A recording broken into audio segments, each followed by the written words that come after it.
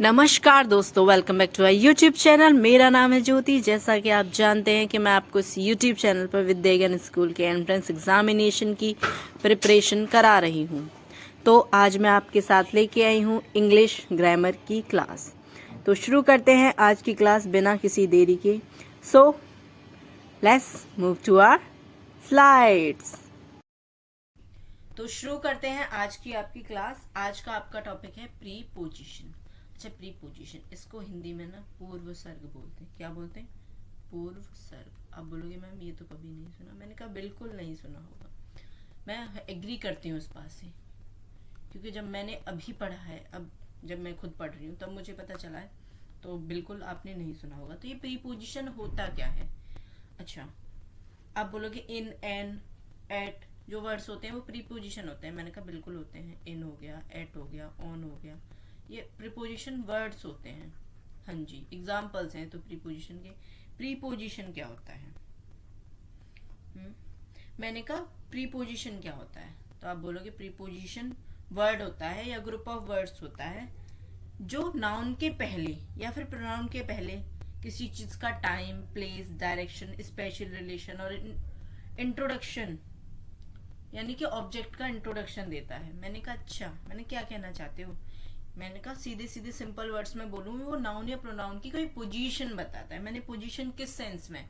आप बोलोगे position in the sense of direction. मैंने कहा अच्छा। और आप बोलोगे लोकेशन। मैंने कहा ओके।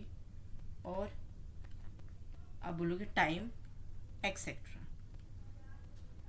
Place etcetera. मैंने कहा अच्छा। मैंने कहा यानी कि मैं सीधे सीधे सिंपल वर्ड्स में बोल सकती हूँ कि जो भी नाउन और प्रोनाउन की पोजीशन बताए, है ना, जो नाउन और प्रोनाउन के बारे में कुछ बताए। अब बोलोगे तो एडजेक्टिव होता है जो मॉडिफाई करे।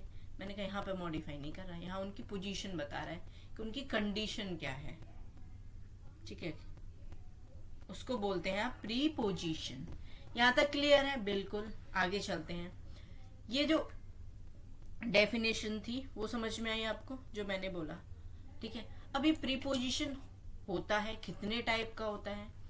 तो type of prepositions based on the different uses and functions of the preposition, they can be divided into 4 main type.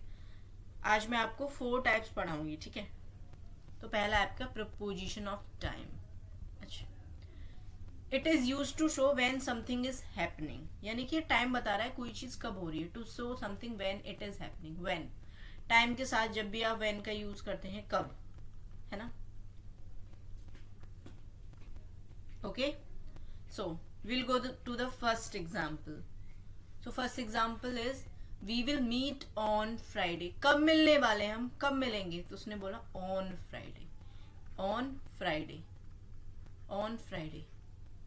अब जो कब मिलने वाले हैं हम, on Friday, फ्राइडे को। क्या है वो? टाइम है, इट इज शोइंग टाइम। तो on जो होता है वो भी टाइम शो कर रहा है। चलो, तो हम यहाँ पे वर्ड देखते हैं कि कौन कौन से टाइम शो करते हैं, कौन कौन से प्रीपोजिशंस टाइम के लिए होते हैं। तो ऑन निकल के आए यहाँ से। The supermarket will be close from 9 PM to 9 AM। From और टू, फ्रॉम टू साथ यूज होते हैं। बिल्कुल, कभी कभी अकेले भी होते हैं। हाँ जी, होते हैं। You can come after some time. After यानी कि तुम थोड़ी देर के बाद आ सकते हो। तो ये भी क्या बता रहा है? कुछ टाइम ही बता रहा है। बिल्कुल। We have asked to work from home until the end of month, यानी कि मई के एंड तक। तो यहां से निकल गया जी until, till, until। बिल्कुल। The whole country was asked to stay home during the pandemic to ensure safety and well-being.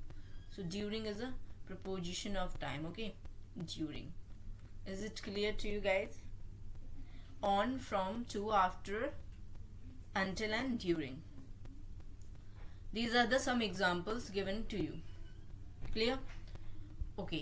तो हमें कैसे पता चलेगा कि ये जो प्रीपोजिशन है वो प्रीपोजिशन ऑफ टाइम है? वैसे आपसे कभी पूछा नहीं जाएगा कि उसके पार्ट्स में जाओ, आपसे सिर्फ इतना पूछा जाएगा कि फिलअप है, इसमें 4 ऑप्शन दे दिए, 1 2 3, सॉरी ABCD या फिर 1 2 3 4, आपको बताना है कि कौन सा करेक्ट है सिर्फ। ठीक है। फिर भी मैं आपको टाइप्स पढ़ा दे रही हूँ क्योंकि आपका कंसेप्ट जो है वो क्लियर हो जाएगा। ठीक है, आगे चलते हैं। Preposition of place, indicate the place और पोजीशन ऑफ समथिंग, बिल्कुल किसी चीज का प्लेस बता रहा है या फिर पोजीशन बता रहा है कि कोई चीज कहाँ है, वेयर ओके जैसे कि मैं फॉर एग्जाम्पल ले लेती हूँ, मैंने पेन जो है वो टेबल पर रख दिया, I have kept my pen on table, I have kept the book I borrowed from you on the table, Henry hid behind the door, कोई किसके, डोर के पीछे, प्लेस है उसका यार, behind the door, a dog jump over the fence, okay अब कुछ लोग कंफ्यूज होने वाले हैं, अप में, ऑन में है, ओवर में और अपॉन में, ठीक है, ये मैं बता दूंगी, इनमें कंफ्यूजन जो होता है वो मैं सब बता दूंगी, ठीक है, ओवर का, ऑन का, ज्यादातर ऑन और ओवर में आप लोग कंफ्यूज होते हैं, ठीक है। Can you place the red rose between the white daisies, यानी कि यहाँ पे ये वाइट डेजी है, एक मिनट, वाइट रेड तो मेरा ही पेन है, वाइट तो नहीं बना सकती, सोचो मैंने दूसरा कलर ले लिया, फॉर एग्जाम्पल ब्लू, ये फॉर इसको मानो ये वाइट डेजी है, अब यहाँ पे क्या रखना है आपको, क्या बोला इसने, ये दो वाइट डेजीज रखे थे, can you read it, can you place the red rose between, यानी कि आपको इन दोनों के बीच में क्या रखना है, रेड रोज, तो बिटवीन किसका एडजेक्ट प्रीपोजिशन है, प्रीपोजिशन ऑफ प्लेस, बिटवीन का मतलब होता है कोई दो चीज रखी है उसके बीच में, दो चीजों के बीच में किसी तीसरी चीज को रखना, बिटवीन का मतलब होता है दो वस्तुओं के बीच में रखना, ठीक है, वस्तु, व्यक्ति, कुछ भी हो सकता है, ठीक है। He was waiting in front of the EB office. In front of का मतलब होता है किसी चीज के सामने, जस्ट सामने, जैसे आप बैठे हो तो आपके just in front of you क्या है, क्या रखा हुआ है, आपका फोन, आप जिस फोन से पढ़ रहे हो, या फिर आप ये भी बोल सकते हो जब टीवी देखते हो कि I am sitting in front of the TV, यानी कि मैं टीवी के सामने बैठा हूँ, क्लियर है, यहाँ तक क्लियर है। आगे चलते हैं, preposition of direction, okay, direction, it is used to denote the direction in which something travels और मूव, ऑफ कोर्स डायरेक्शन कब जानना होता है आपको, जब हम ट्रेवल करते हैं, मूवमेंट करते हैं, बिल्कुल, अब बोलो कि मूवमेंट तो हम बैठे बैठे भी करते हैं, आई मीन टू से लोकोमोट, जब हम एक जगह से दूसरी जगह जाते हैं, ठीक है, तो डायरेक्शन के लिए फॉर एग्जाम्पल से यहाँ पे, the girl ran towards her father the moment she saw him, towards यानी किसी की तरफ जाना, टुवर्ड्स का मतलब, Jerry jumped into the river to help his sister, into, अब बोलो कि इनटू डायरेक्शन क्या है, मैंने कहा ऑफ कोर्स, अभी कई बच्चों को इसमें इन और इनटू में कंफ्यूजन होगा, जो कि मैं आगे क्लियर करने वाली हूँ, ठीक है। Veena pass a book to Priya, okay, अच्छा आपने पढ़ा होगा गोइंग टू स्कूल, है ना, गो टू, वेंट टू, इसके पीछे टू क्यों आता था, मैंने कहा अगर आप इस तरीके से देखो, डायरेक्शन के तरीके से देखो, तो टू यहाँ पे प्रीपोजिशन है, बिल्कुल, लेकिन ये इसका एक और कंसेप्ट है, वो आप बाद में पढ़ना, समझ में आया। आगे चलते हैं, When will Salvia B returning from London, कब, तो लंदन से आएगी तो कोई डायरेक्शन तो होगा भाई, travel, she will travel from London to India. Nina lives across the street, across यानी स्ट्रीट में ही रहती है, उसी स्ट्रीट में, ठीक है, क्लियर, स्ट्रीट के आसपास, यानी कि जिस डायरेक्शन में पॉइंट आउट कर रही हूँ उसी डायरेक्शन में, क्लियर है। नेक्स्ट है आपका प्रीपोजिशन ऑफ लोकेशन, ओहो, लोकेशन क्या बताता है, ये किसी पर्टिकुलर ऑब्जेक्ट का स्पेसिफिक प्लेस बताता है ज्यादातर तो, अच्छा अब लोग स्पेसिफिक प्लेस ही बताता है, मैंने कहा नहीं, स्पेसिफिक प्लेस, इवेंट, कुछ भी, place, event, okay. Kenny would be staying at his cousin's place for the weekend, cousin's place क्या है, आप बोलोगे स्पेसिफिक प्लेस, नहीं, ठीक है, at, make sure to keep all the toys back in the place after you play, यानी कि जहाँ पे रखे हुए थे, lay on the floor for a really long time, sorry, I lay on the floor for a really long time, on, आप बोलोगे on आपने मैम प्लेस में यूज कर लिया, लोकेशन में यानी कि लोकेशन में यूज किया, उसके बाद आपने प्लेस में यूज किया और आपने टाइम में यूज किया। मैंने कहा हाँ बिल्कुल, ये स्पेशल रिलेशन नहीं पढ़ने वाले हम। तो यहाँ पे कुछ एग्जांपल्स दे रखे हैं, आप चाहो तो इनका स्क्रीनशॉट ले सकते हो। चलो मैं इनका मीनिंग बता देती हूँ। अंडर का मतलब होता है किसी चीज के नीचे कोई चीज रखी हो ना। ऑन का मतलब होता है कि किसी, मान लो ये टेबल है और इसके टेबल के ऊपर आके मैंने बुक रख दी, ठीक है, ये बुक की तरह तो लग रही है, तो ये the book is kept on the table, ठीक है। अंडर का मतलब होता है इसी टेबल के नीचे मैंने एक यूएसबी एक बॉक्स रख दिया, शू बॉक्स रख दिया, तो ये जो शू बॉक्स है वो अंडर द टेबल रखा हुआ है, ये आपकी क्या है, टेबल, ठीक है। ओवर का मतलब बताने वाली थी मैं, है ना।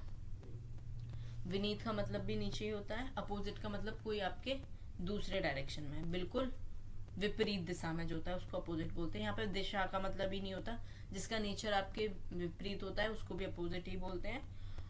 विनीत का मतलब भी किसी चीज के नीचे ही होता है। इन फ्रंट का मतलब कोई जिस चीज आपके सामने है, आपके फेस के सामने, उसको बोलते हैं इन फ्रंट।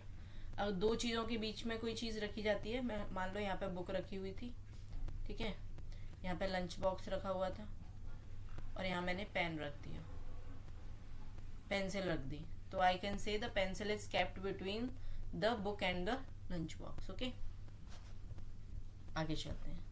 यहाँ पे कुछ लिस्ट दे रखी है आपको, list of the most popular prepositions of everyday communication on, at, in, over, around. आप चाहो तो इसका स्क्रीनशॉट ले सकते हैं और खुद से सेंटेंस फॉर्म कर सकते हैं। चाहो तो मुझे टेलीग्राम पर भेज भी सकते हैं, मैं चेक कर सकती हूँ। अब मैं बता रही थी कि कॉमनली कंफ्यूज्ड प्रिपोजिशंस हैं जो कई जगह यूज हो रहे हैं। बिल्कुल, इन, ऑन, एट। कभी कभी जब प्लेस की बात होती है तो हम इन, ऑन और एट में बहुत ज्यादा कंफ्यूज होते हैं, बिल्कुल होते हैं, यानी कि इनफैक्ट मैं भी हुआ करती थी। तो इन कब यूज होता है, ऑन कब यूज होता है और एट कब यूज होता है, ये तीनों का मैं आपको बताने वाली हूँ। तो ठीक है, कभी हम जनरल क्वेश्चन पूछते हैं ना, जनरल लोकेशन बताते हैं, तो हम इन यूज करते हैं।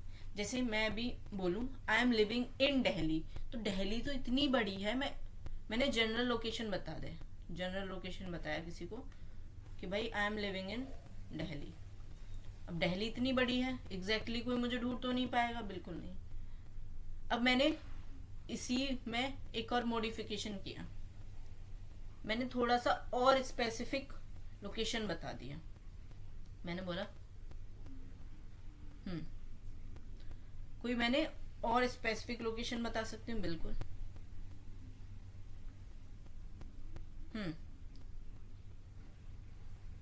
आई am living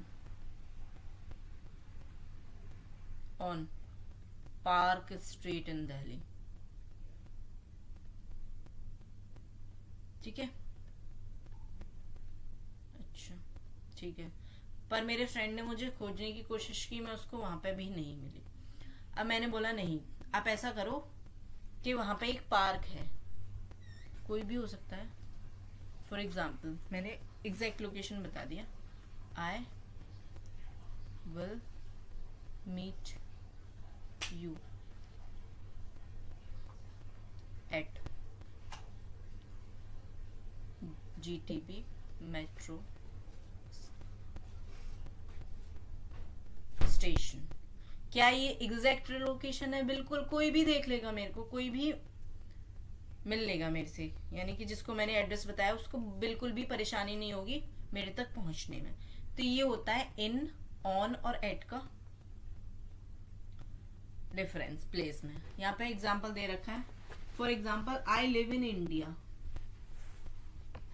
okay, wait,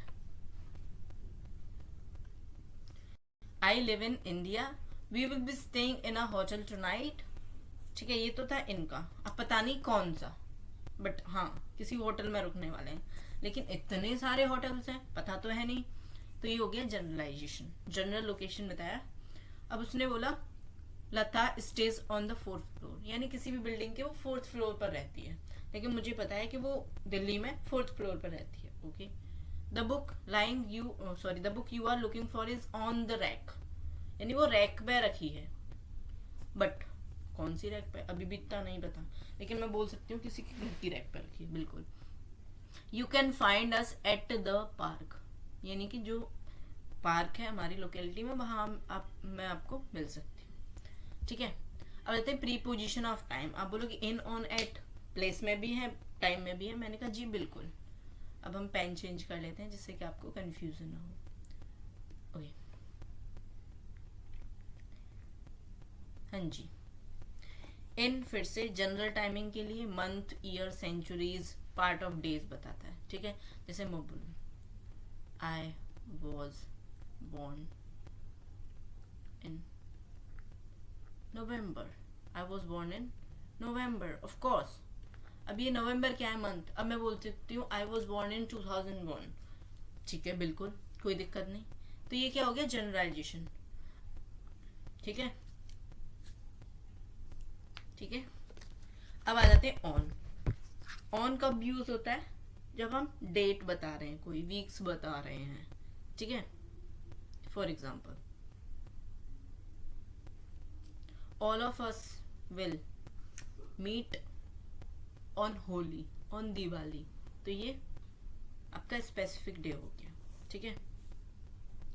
eight कब यूज होता है, जब हम टाइमिंग बताते हैं किसी को, स्पेसिफिक टाइम. मैंने बोला I'll see you at, sorry you, why you, एक मिनट वेट, इसको सही से कर देते हैं, वरना एक्चुअली में शॉर्ट यू लिखने की आदत हो गई ना. I will see you at 7 PM sharp,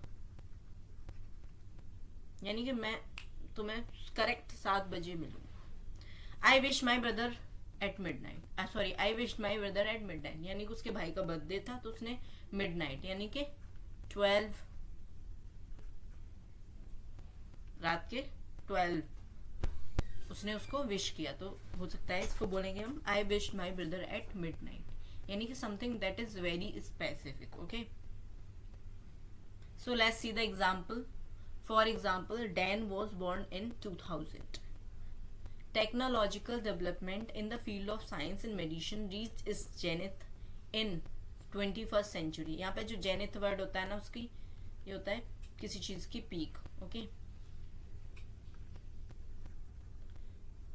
clear है यहाँ तक? यहाँ पे मैं लिख देती हूँ peak. For example, there is a national parade every year on Republic Day. So it is Republic Day is coming every year on a specific date of the month of January. तो ये इसके बारे में हमें generally ज्यादातर चीजें पता होती हैं, लेकिन एग्जैक्टली नहीं. All of us will be at home on Christmas. ठीक है. ये मंथ और डे को जब हम बताते हैं, स्पेसिफिक डे स्पेसिफिक मंथ, तब हम ऑन यूज करते हैं. ठीक है. डे, ओकेजन, जैसे I can say I will go home on Holi. आगे चलते हैं. Next is to and from. अभी मैंने जब आपको एक आगे एग्जाम्पल कराया था तो आपको बड़ी कंफ्यूजन हो रही थी टू और फ्रॉम में. ठीक है. ये दोनों प्रीपोजिशन ऐसे होते हैं जिनमें इतनी ज्यादा कंफ्यूजन होती है कि ज्यादातर ही गलती हो जाते हैं. तो आज इसको मैं अच्छे से कराने वाली हूँ तो इसमें कंफ्यूजन नहीं होगी. टू का मतलब होता है कि किसी भी लोकेशन का एंड. ठीक है ना. जैसे I went to Sri Lanka with my family. Went to Sri Lanka. ठीक है. मैं श्रीलंका गया. ठीक है. तो लोकेशन मैं कहां से कहां गया, यानी यहां से श्रीलंका तक ही गया.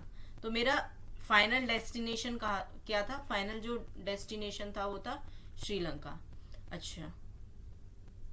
लेकिन फ्रॉम का मतलब होता है हमने कहां से कोई चीज स्टार्ट की. मैंने बोला कि मैं श्रीलंका गई, ठीक है, मेरा फाइनल डेस्टिनेशन था कि मुझे श्रीलंका पहुंचना था, मैं पहुंच गई, लेकिन मैं कहां से गई, मैंने स्टार्ट भी तो कहीं से किया होगा. है ना। स्टार्टिंग, किसी लोकेशन की स्टार्टिंग हो सकती है। जैसे मैं कहीं जा रही हूँ, कोई मुझसे पूछ रहा है तुम कहाँ से आ रही हो, तो I came from Bangalore, sorry इसको बेंगलुरु बोलते हैं। Do we have any problem, यानी कि कोई चीज की जो स्टार्टिंग होती है उससे हम फ्रॉम, उसको हम फ्रॉम से डिनोट करते हैं, और जो हमारा फाइनल डेस्टिनेशन होता है उसको हम टू से डिनोट करते हैं। यहाँ पे एंड का मतलब ये मत समझ लेना कि उस लोकेशन का जो एंड पॉइंट है, ठीक है, क्लियर। अब बोलोगे नेक्स्ट इज वाई और विद और वाई में बहुत ज्यादा कंफ्यूजन होता है, तो ये भी क्लियर कर लेते हैं। Let me change the pen. Why का मतलब होता है कोई चीज नियर और नेक्स्ट टू, किसी के पास में है या किसी के आसपास जो होती है वो वाई, और विद होती है किसी की कंपनी। आप बोलोगे कंपनी क्या होता है, मैंने कहा जब आप किसी के साथ होते हो ना, हाँ तो हाँ उसके साथ जो आप बॉन्ड शेयर करते हो उसको बोल सकते हो इन द कंपनी ऑफ, और बोल सकते हो किसी चीज का एडिशन, कोई चीज जो आपके साथ है।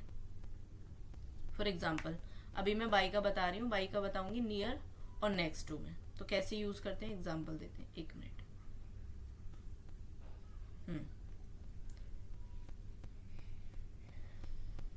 For example is the post office by the bus stop, यानी कि क्या पोस्ट ऑफिस बस स्टॉप के पास है, आसपास है, बिल्कुल।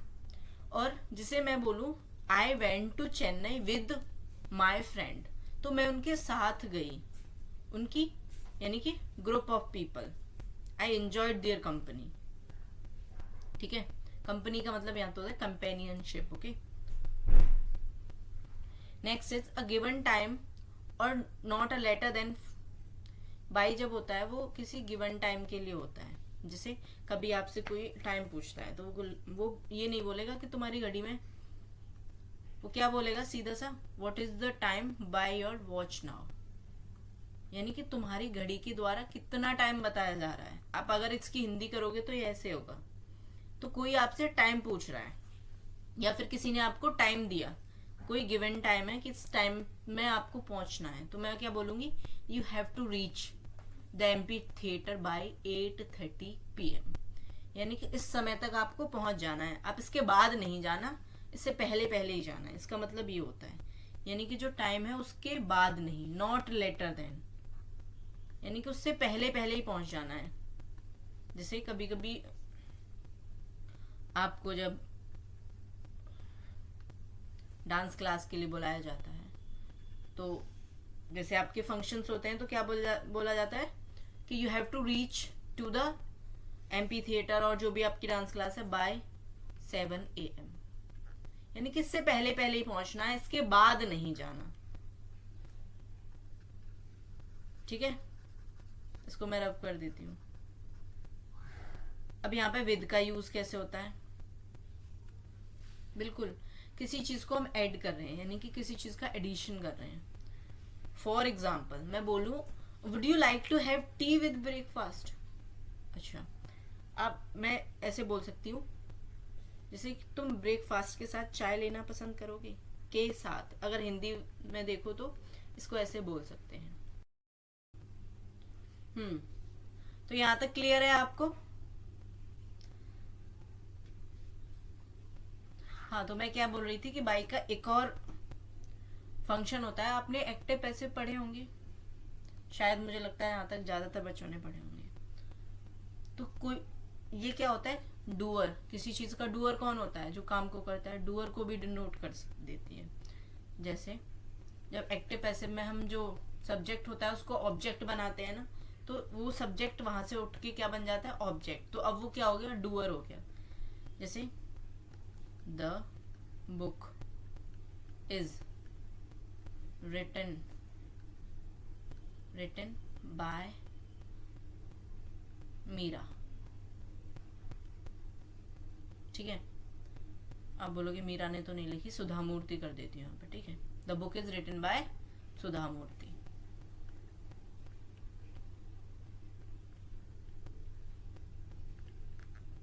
अब ये जो बुक है वो किसने लिखी है? सुधा मूर्ति ने। तो वो क्या है यहाँ पर? डूअर, यानी कि जो एक्शन परफॉर्म किया है वो किसने किया है? सुधा मूर्ति ने। यहाँ तक क्लियर है? तो ये बाय किसको डिनोट कर रहा है? डूअर को। क्लियर? अच्छा, अब विद की बात कर लेते हैं। यानी कि मैं किसी चीज की हेल्प से कुछ काम कर रही हूँ, बाय मीन्स ऑफ समथिंग, किसी चीज की हेल्प से। जैसे I cut my birthday cake with a fruit knife. ठीक है, I cut my birthday cake with a fruit knife. तो क्या यूज करेंगे? With, bye means of something. Clear है? अब चलते हैं एक्सरसाइज के क्वेश्चंस की तरफ। तो मैं कुछ क्वेश्चंस लेके आई हूँ, अराउंड अबाउट 20 क्वेश्चंस होंगे। तो शुरू करते हैं एक्सरसाइज आपकी। This shoe doesn't have the toys, sorry it's not shoe, this shoe doesn't have the toys I was looking up और फॉर। क्या होगा?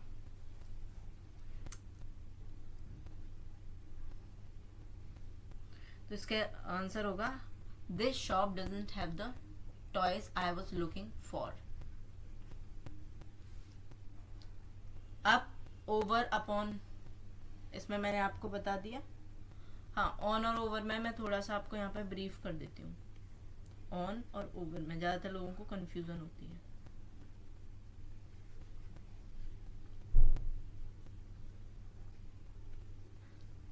ऑन और ये है ओवर। मैंने टेबल पर कोई बुक रख दी, तो वो क्या कर रही है? टेबल को टच कर रही है। बिल्कुल।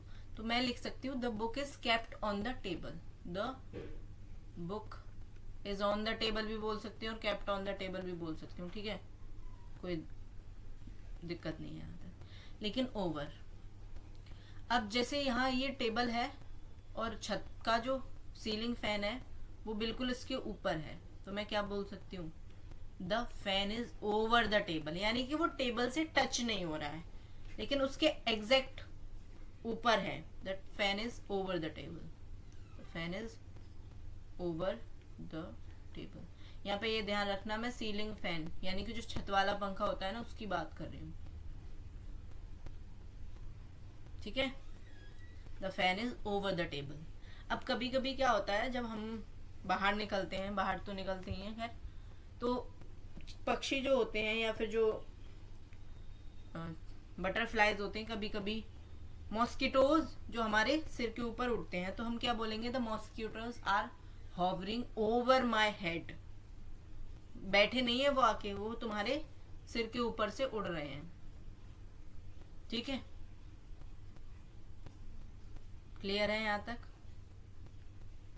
ओके, नेक्स्ट क्वेश्चन पर चलते हैं। The teacher divided the sweet dash all the children's.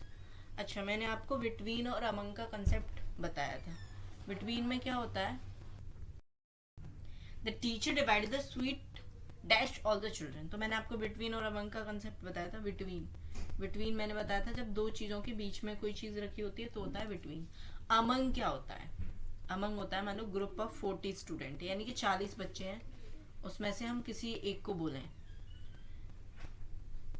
या फिर सबके बीच में कोई चीज बराबर बराबर बांट दें, तो ये कहते हैं teacher divide the sweet among all the children. Between all the children नहीं होगा, दो से ज्यादा हो गए तो वहां पे क्या लगेगा? अमंग लगेगा। ठीक है, जिसको ज्यादातर लोग अमोंग भी पढ़ते हैं, this among. Okay okay, next question. Bruce did not fair well dash his examination. यानी कि ब्रूस ने ज्यादा अच्छा परफॉर्म नहीं किया in an examination, at his examination. Of course, Bruce did not fare well in his examination.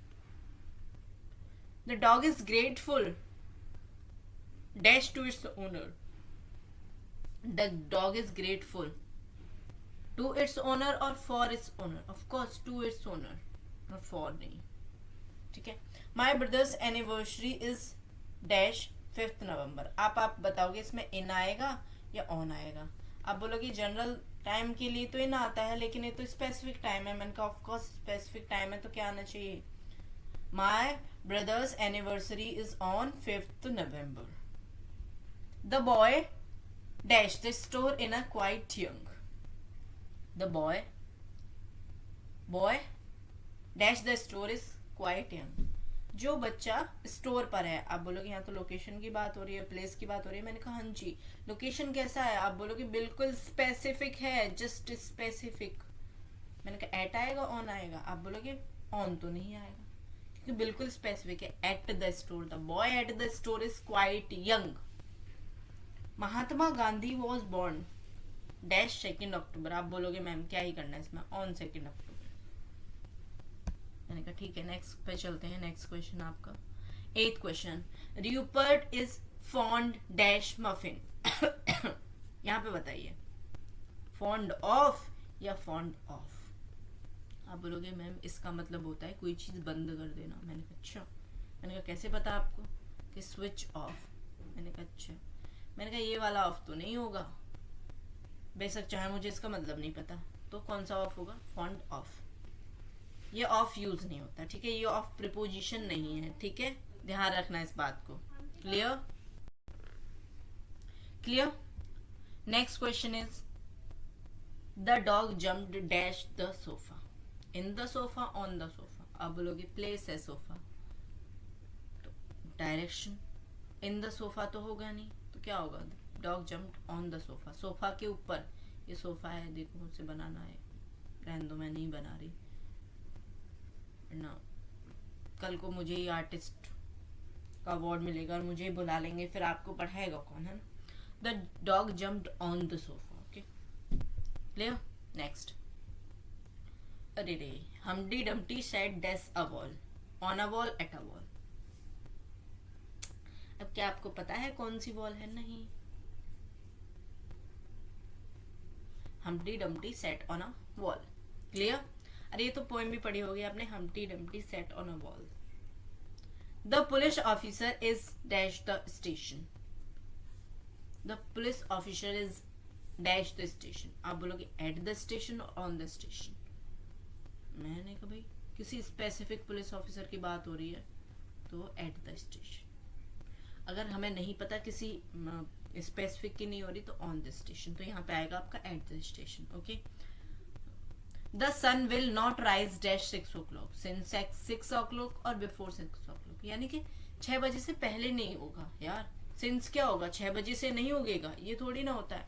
Before यानी कि 6 बजे से पहले नहीं होगेगा, बिफोर 6 o'clock। क्लियर है यहाँ तक। Next is I know Jack, he was very little boy. Since, जब से वो छोटा बच्चा है तब से मैं उसको जानता हूँ। Since he was a little boy. Priya's house is next mine, sorry next to mine, after mine, बिल्कुल मेरे बराबर में है, next to mine. The opponent set, opposite to each other. Of course जो अपोनेंट होते हैं वो एक दूसरे के अपोजिट ही बैठेंगे ना, बिहाइंड क्यों बैठेंगे। The scientist looked the microscope, looked through the microscope. कोई चीज हम देखते हैं ना माइक्रोस्कोप के थ्रू होके देखते हैं, इन द माइक्रोस्कोप नहीं होता। I met Suhani when I was in college, on college नहीं होता, कॉलेज के ऊपर नहीं है वो, ठीक है। I will have completed my task by Friday, by Friday बिल्कुल कंप्लीट हो जाएगा। 2 क्वेश्चन है लास्ट के, बहुत ज्यादा इजी हैं।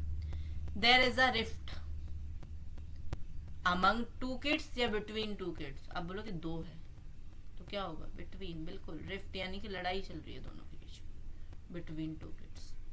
The soldiers are at war in war, soldiers are at war, of course बहुत स्पेसिफिक वॉर है भाई, स्पेसिफिक वॉर, हमेशा वॉर थोड़ी ना होते। The soldiers are at war. Clear है।